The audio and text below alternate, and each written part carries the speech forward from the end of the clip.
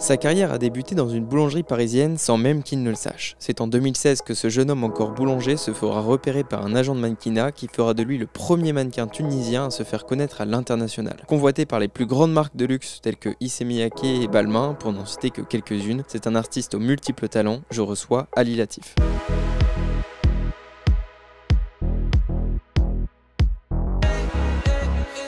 Bonjour Ali.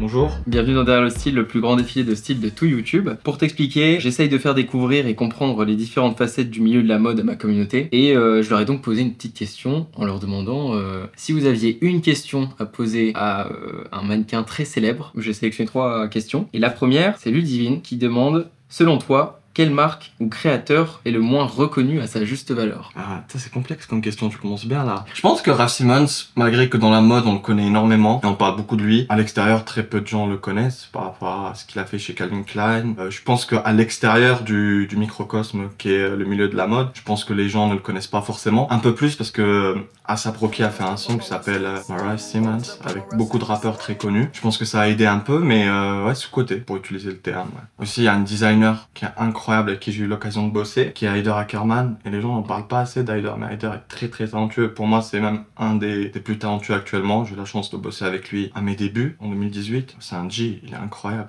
j'adore. Haider, vraiment fort, c'est coup de cœur dès le premier jour, et pourtant, je m'y connaissais beaucoup moins dans la mode. Je ne savais rien aux vêtements, je pense, quand j'ai commencé.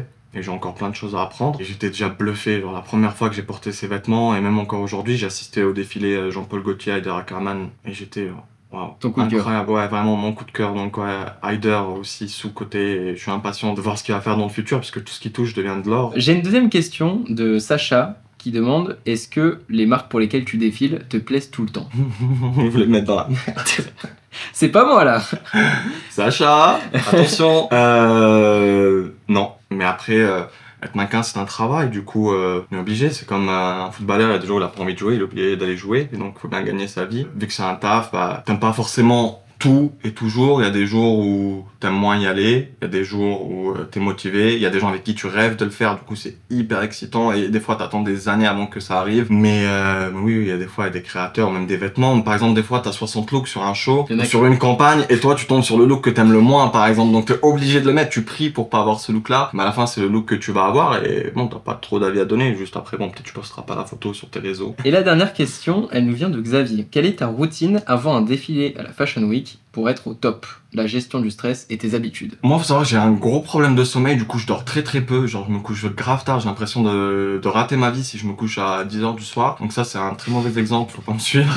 Généralement je fais tout au long de l'année, en fait c'est un travail au quotidien, je pense être mannequin c'est un vrai taf, donc faut faire attention à sa peau, faut aller au sport, faire attention à son corps, à ce qu'on mange, faut pas manger trop de gras, etc., pas avoir trop de boutons, même si sur les campagnes c'est retouché, et plein de mannequins ont compris ça, donc j'ai réalisé ça récemment, parce que moi avant un shoot, je peux pendant 2 semaines manger que des salades, ou être très concentré sur manger des trucs pas gras du tout, genre. Et là j'ai un peu changé, hein, je dois t'avouer, depuis que ça marche un peu.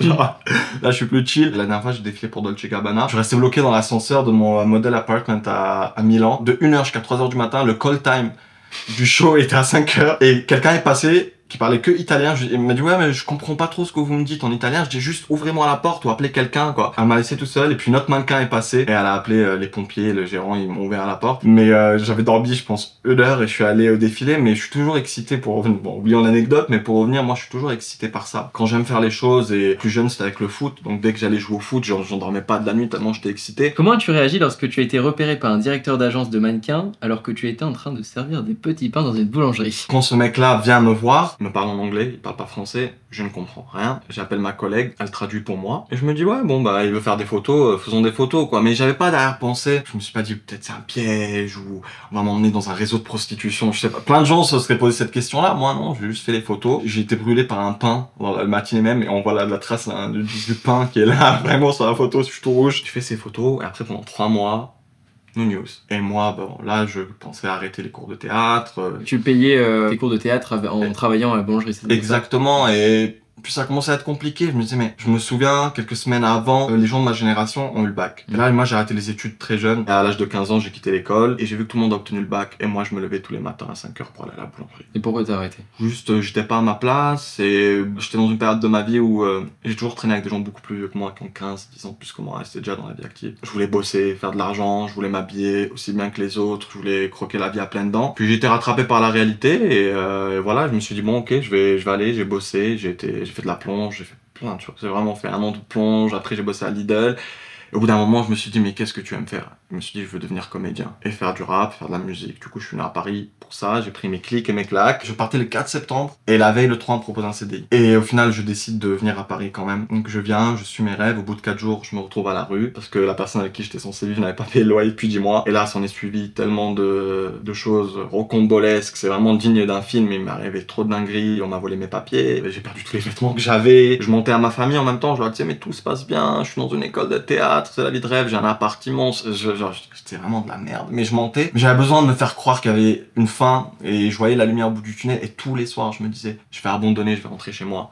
Et tous les matins, je me levais et je me disais, tiens bon, il y a un truc qui va arriver. Puis j'ai trouvé staff à la boulangerie et j'ai tenu. Et puis est venue la période du bac. Et je me suis dit, tout le monde a avancé dans sa vie sauf moi, quoi. Et moi, je suis à un stade où je sais pas pourquoi je suis venu à Paris. Et là, j'ouvre mes mails et j'ouvrais jamais mes mails à l'époque. Et là, je vois un mail de cet agent américain qui me dit, oui, j'ai un job pour toi en 2 semaines. Je fonce, je fais mon ESTA. C'était quoi exactement le message? Le message, c'était un mail. En fait, il m'a mis le prix en bas. Il m'a mis le tarot. J'ai juste vu le prix moi, pour une journée de taf. Tu réfléchis pas trop à ce moment-là. Et moi, par rapport à mon SMIC, c'était genre du x4 à l'époque. Et là, je me suis dit, moi j'y vais, quoi. Et j'ai vu le mail, les options de billets d'avion, etc. Et après, voilà, je suis parti à LA, quoi. Genre, j'ai fait, parti à LA, c'est un gros mot. J'ai fait Paris, Francfort, Denver, parce qu'à l'époque, on ne travaillait pas dans un vol direct. Enfin, à l'époque, je faisais beaucoup de péripéties avant d'arriver, parce que je venais de commencer. Et je suis arrivé à LA, je me suis fait arrêter par les flics et tout. C'était là, ils savaient pas trop ce qu'un gamin de 19 ans venait faire, quoi. Genre, et ils m'ont bloqué. J'ai passé 5 heures, genre, dans une pièce isolée. Je parlais pas anglais. Ils ont fait appel à un traducteur. Le chauffeur qui m'attendait pour me ramener à l'hôtel, il était déjà plus là, il était parti. Et je me suis aventuré dans LA, j'ai pris un taxi, j'avais très peu d'argent. Et je suis arrivé à LA, je me suis dit, putain, il était genre 22h, je suis là, qu'est-ce que je fous là, quoi. Genre, je me suis dit, en mode... Et tu parles pas anglais? Et je parle pas anglais du tout à cette époque. Genre, vraiment... Mais du coup, t'avais des papiers? Là, s'ils nous regardent, les Américains... Non, en France, on peut faire un ESTA. Aujourd'hui, il n'y a plus besoin de visa touriste. Avec l'ESTA, tu peux partir et passer 3 mois sur le territoire américain. Et il fallait surtout pas que je dise que j'allais travailler, quoi. Et voilà, c'était mon premier shoot et je suis rentré de là, je dis à mon boss à la boulangerie, je me casse. Il m'a dit, ok, tu t'attends 1 mois. J'ai dit, ok, j'ai fini mon mois de taf. Donc c'est comme ça que t'es arrivé dans le monde de la mode. Exactement. Et j'ai vu une citation de toi qui dit que si vous venez d'Afrique du Nord, ou d'un pays musulman, ils pensent aux terroristes. Les problèmes. C'est une mentalité que je veux aider à changer. Non, moi je trouve ça super bien. Le fait de casser ces mythes et ces stéréotypes qu'on entend partout, et plus précisément dans la mode. Aujourd'hui, c'est dans l'actualité. Je veux dire, tout le monde parle d'inclusivité, de size, de plus size, etc. Mais moi, quand je suis arrivé, tout ça n'existait pas. Des Arabes n'avaient pas du tout. Aujourd'hui, on a quand même évolué. Il y en a un peu plus chez les femmes et chez les hommes, mais c'est encore très peu. C'est vraiment une aiguille dans une boîte de foin. Tu regarderas la dernière saison 2023-2024. Je regarde assez souvent. Tu regardes les défilés, prenant top 10 des marques qui vendent le plus. Si on trouve 2 Arabes sur 1000 mannequins, c'est super. Hein. Et c'était heureux, il y en a quelques-uns. J'ai grandi en France, même si je suis pas né là, je suis français, j'ai les papiers et je me sens français. Donc moi, je voulais avoir une agence à Londres, à Milan, à Berlin, à Madrid, dans les villes là où il y a de la mode. Et surtout signé à Paris. Sauf que quand je suis rentré, je me suis dit bon, j'ai un peu d'expérience, je demande à mon agence à New York de me faire des rendez-vous, sauf que personne ne veut me voir. Et là je me dis ok, il y a un petit problème. Je pars en Italie, je fais des rendez-vous en Allemagne, personne ne me voulait. Ça dure 4 mois. Je pense que j'ai envoyé 170 emails. Tout le monde m'a dit non. On voulait me voir, on me disait mais tu veux pas t'appeler Thiago? Ça c'est réel, il y a des gens qui m'ont demandé de m'appeler Thiago, il y a des témoins, il y a des mails. Et anecdote là-dessus? Il y a des gens qui m'ont demandé de changer de prénom, d'origine, ils me disaient ouais, a more friendly country. C'est-à-dire un pays beaucoup plus amical, c'est-à-dire le Portugal, le Brésil, ça passe mieux quoi. C'est du racisme. Ouais mais clairement, aujourd'hui il se cache un peu plus, mais à l'époque il se cachait beaucoup moins. Je dis à l'époque, c'était il y a quelques années. Hein. Quel souvenir as-tu gardé de ton premier défilé? C'est à Fashion Week, je suis à Paris, fallait que je trouve une idée quoi. que je trouve quelque chose, fallait que j'y sois, que je fasse les castings, parce qu'on me donnait pas ma chance. J'ai imprimé moi-même des composites. C'est des com cards, on appelle ça, il y a tes mensurations et ta photo dessus. Et je me suis promené dans les rues de Paris et j'ai croisé des mannequins, je leur dis ouais, t'es dans quelle agence? Ah, Elite. Ah ben moi aussi, tu peux me donner tes castings, j'ai perdu les miens, j'ai plus de batterie. Enfin, je trouvais des excuses. Et ils m'ont donné, et il y avait Ami. J'avais envie de faire ce show, je sais pas pourquoi je le sentais. Et j'ai suivi mon instinct, j'arrive au casting. La casting directrice me dit t'as pas d'agence, tu rentres pas. Et je me dis mais tu sais quoi, je vais le faire quand même le casting. Et je vais attendre qu'une porte s'ouvre ou que le designer sorte ou 1 heure, 2 heures, j'attends. Et là Alexandre sort et je lui saute dessus. Je dis ouais je vais faire ton show. Il me dit ok bah fais-moi une clope et après on fait le casting. On rentre, la casting directrice a été genre ah mais il a pas d'agence, je sais pas quoi. Je suis rentré quand même avec le designer. C'est ma première victoire et je me suis dit mais en fait j'ai jamais voulu faire ça. On m'a proposé de faire ça. Du coup maintenant ça m'est tombé dessus. Bah je vais y aller. Et à 1000%, I'm gonna make it, je vais le faire. J'étais obstiné, les gens me disaient arrête et tout. J'ai pu me faire un peu remarquer par les gens du Vogue Homme pendant les shows, etc. Du coup, ça m'a ouvert quelques portes, mais pas les portes des agences. Encore une fois, les agences, c'était un peu genre, c'est un coup de chance. Bon, Ali, dans ce milieu, il y a beaucoup de soirées, de dîners, de lieux privés, et j'imagine que tu as dû en faire pas mal de soirées dans le mode, etc. Non. Ah. Honnêtement, non. Je sors que très peu. Je regarde du foot chez moi.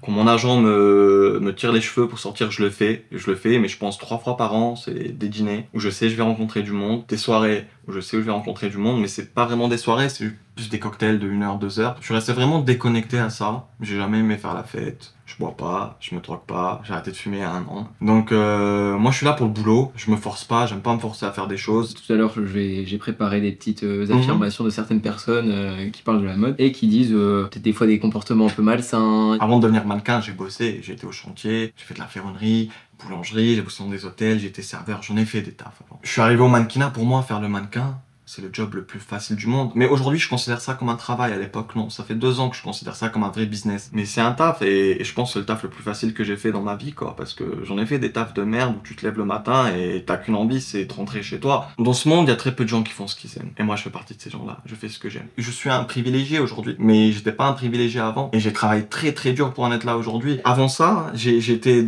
à la rue, j'ai vécu des trucs tellement plus difficiles.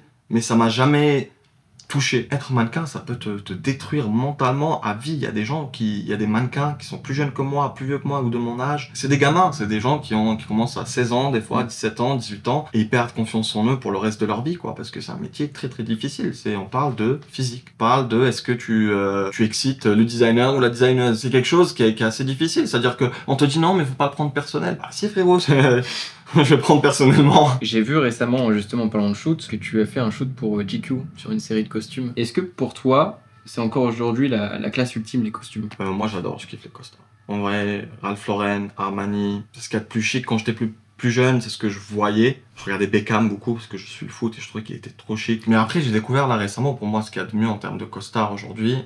J'adore Ralph Lauren et Armani, mais j'aime énormément Saint Laurent, c'est une de mes marques préférées. J'adore Céline aussi. Mes boots sont Céline. Je suis fier parce que j'ai mis du temps à les acheter, ceux-là.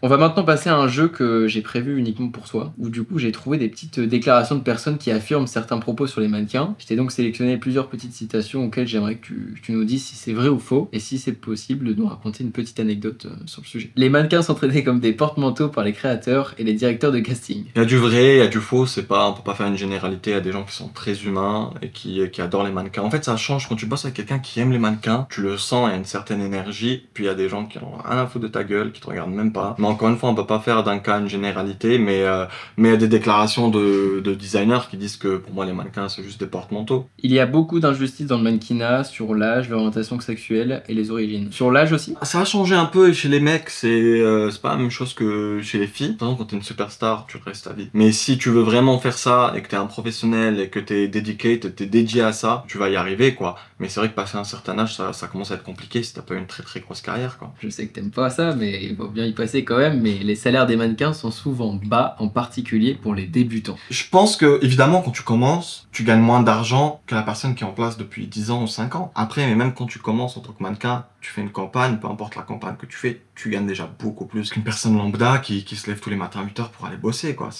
Et les défilés, par contre. Les défilés, c'est moins bien payé, il me semble. C'est sûr que c'est beaucoup moins payé qu'une campagne, mais c'est toujours mieux payé que si on compare à quelqu'un dans la société. On a parlé de mode, on va quand même parler de musique, un peu. Un peu, let's go. Il me semble que tu as une autre passion. À 12 ans, tu as déjà commencé à faire de la musique, et c'est pendant le confinement que tu as commencé à écrire. Et t'as bien enquêté, que tu as sorti ton premier son, Rocco, c'est le Texas. D'où vient cette passion déjà pour la musique? C'est depuis tout petit comme ça Ah, la musique, c'est toute ma vie. Et heureusement que j'ai eu ça, en fait, parce que sans la musique, ça aurait été une vie, je pense, totalement différente. Je pense que ça m'a motivé même de venir à Paris, de vouloir faire du cinéma. Et même dans la mode, ça me sert au quotidien, parce que ça fait partie d'aujourd'hui, le rap est quand même, avec la mode, très connecté. Le rap Quinri a compris ça depuis très longtemps, mais ils ont mis du temps à arriver dans la mode. Ils leur ont ouvert les portes très tard, mais c'est arrivé. Ils sont bien présents. Et le rap, bien aujourd'hui, oui, dans les défilés, mais les rappeurs français, bon, c'est encore une autre histoire, ils sont pas trop présents. J'espère que ça va venir, mais c'est vrai qu'en tout cas, ils sont moins pointus que les Américains sur la mode. Bien sûr, parce que on est un peu... on est un peu en retard, on va dire. Exactement, mais puis parce que peut-être que c'est moins de l'entertainment, le rap français. Il travaille pas trop sur le fait d'avoir un personnage, et il y a encore ce truc où il faut avoir de la street cred, et que alors que Young Thug, il se met à poil ou en jupe dans ses couvertures d'albums, et il en a rien à foutre, quoi. Les rappeurs français pensent beaucoup à leur street cred. N'importe quel mec, même du 16e arrondissement, peu importe d'où ils viennent, même s'ils viennent d'un milieu bourgeois à Neuilly, ils peuvent acheter un micro, une carte son et enregistrer de la musique. J'ai lu dans GQ que le rap était numéro 1 et le mannequinat numéro 2. Ouais, mais c'est vrai que le rap ne me rapporte pas d'argent, alors que le mannequinat m'en rapporte. Du coup, les priorités. Ta passion pour la musique, elle vient vraiment de quelque chose de particulier Je pense que c'est de ma culture. Je suis né en Tunisie, ma mère, elle a toujours ma mère, mes frères, ma sœur. On a un peuple assez festif. Je pense que ça vient de là, mais déjà très jeune, j'ai acheté des cassettes. Ma sœur me rappelle ses anecdotes, mais à 3 ans, j'économisais pour acheter des cassettes. Mais j'ai toujours eu la passion de la musique, et c'était même pas le rap. À cette époque-là, c'était de la musique, la variété arabe, on va dire, et de la variété française. C'est le fait d'être resté avec des personnes plus grandes que toi que ça t'a donné envie de faire du rap? Bah, c'est ce qu'ils écoutaient, et puis au bout d'un moment, bah, j'en faisais, et je pense, j'ai rencontré mon pote Connie, Nico, j'avais 11 ans, il en faisait aussi de son côté, on en a parlé un jour, et puis c'est parti de là, quoi. C'est bon, vas-y, on va s'afficher. Parce qu'à l'époque, c'était ça, faire du rap, c'était pas... Je parle d'une période où les gens, aujourd'hui c'est la musique numéro 1, c'était pas encore la musique numéro 1. Ouais. C'était un peu avant que la section d'assaut arrive et qui change un peu les codes, et un 995 arrive, c'était vraiment des années avant. Donc l'école de Booba, La Fouine, donc t'étais bercé dans tout ce monde-là, entre guillemets. Exactement, et puis j'avais mes influences de variété, du Aznavour, du Brel, du Ferré, et j'avais la culture arabe, donc... Le mix, il est incroyable. Ouais, je suis genre dans ma playlist, elle est 6... Ouais. Très ouvert d'esprit, quoi. Et du coup, j'ai presque l'impression que tu m'en parles, en fait, dans tout ce que t'as traversé. La musique, en fait, c'est une sorte de bouclier un peu pour toi. Grave, c'est même bouclier. J'ai jamais eu besoin de faire de thérapie, je pense, parce que je fais du rap, honnêtement. T'expulses ouais, j'expulse. En fait. Même si là, les sons qui sont en ligne, ils vont disparaître, là, il y a un compte à rebours, ils vont disparaître bientôt. Je sais même pas, avant, peut-être que quand notre interview sortira, ils seront déjà plus là. Bah, tous les artistes connus, quand ils deviennent connus, ils suppriment les anciens sons. Moi, je fais le contraire, je suis pas connu encore dans la musique, mais je supprime au fur et à mesure. Comme ça, il y a du neuf à chaque fois. En fait, on met tellement de temps à se trouver. Mais aujourd'hui, je veux faire d'autres choses. Et là, j'ai réussi à incorporer la mode dans tout ce que... En fait, maintenant, je parle de ma vie de maintenant, de ce que je vis actuellement. Parce que beaucoup de choses ont changé dans ma vie. Je suis pas Naomi Campbell, hein. Mais j'ai vécu des choses incroyables par rapport à de là d'où je viens. Et j'ai eu beaucoup plus que ce que j'espérais. Et j'ai réussi à incorporer ça dans ma musique. Du coup, là, ça va arriver. Et c'est tellement mieux. Je suis très heureux. Pour moi, c'est soit je suis on set en train de shooter, ou dans un studio de rap en faire de la musique, ou dans un terrain de foot en train de jouer au foot. Mais je vis pas du foot, et c'est une passion.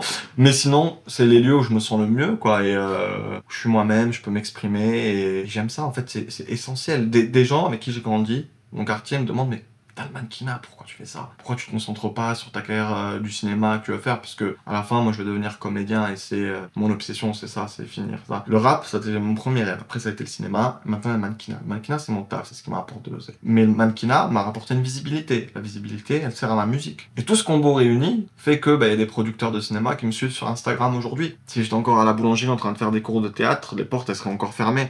Et donc ma stratégie, c'était ça de base, c'était aller dans le mannequinat pour m'ouvrir les portes du cinéma, mais je pensais pas que ça allait marcher ou durer. Là c'est le cas, ça marche, ça dure un peu. Du coup je me dis bon, continuons, et les opportunités de cinéma vont venir. T'as déjà eu quelques approches? Ouais, des rôles d'arabe de service, mais si c'est un très bon rôle, j'y vais, je fonce. Mais si on est dans le cliché, tu vas me donner une scène de 2 minutes où je vais parler en wesh, je parle français, je sais m'exprimer. J'ai été éduqué, je suis allé à l'école comme tout le monde, j'ai lu du Verlaine, j'ai lu du Rimbaud, donc je peux parler français normalement sans dire wesh, je peux jouer le fils d'un avocat, je peux faire tellement d'autres choses en fait, je peux faire autre chose que ce que mon origine représente pour vous en fait. Et les fantasmes qu'il y a autour. Genre, un arabe, il peut pas être autre chose que ça, quoi. Si on était un voyou, soit t'es un terroriste, ou t'es le petit rebeu qui rentre dans un milieu de bourgeois et tu bascules tout là-bas, genre waouh, t'es une genre d'apocalypse qui s'abat sur une école dans le 16e. Les films n'aident pas non plus en plus, parce que c'est vrai que c'est cliché. Non, après des trucs sont très bien faits. Par exemple, La haine, pour moi, dans ce sujet-là, c'est un classique. Le rôle de Saïd ou de Vincent ou de Hubert, ils sont... En fait, c'est un film qui a été fait en 96, il est encore d'actualité en 2023. C'est incroyable, ça, évidemment, avec plaisir. Mais si on rentre que dans les clichés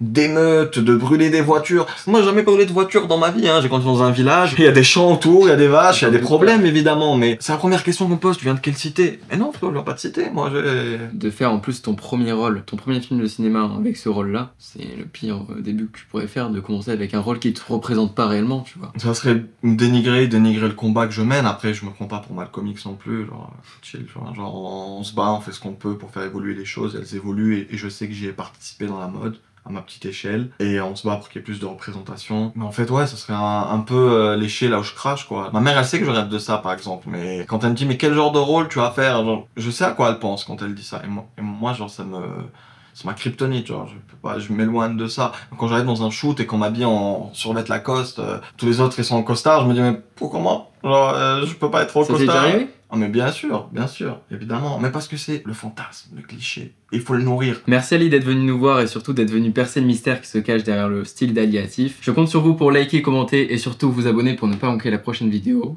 Allez, ciao.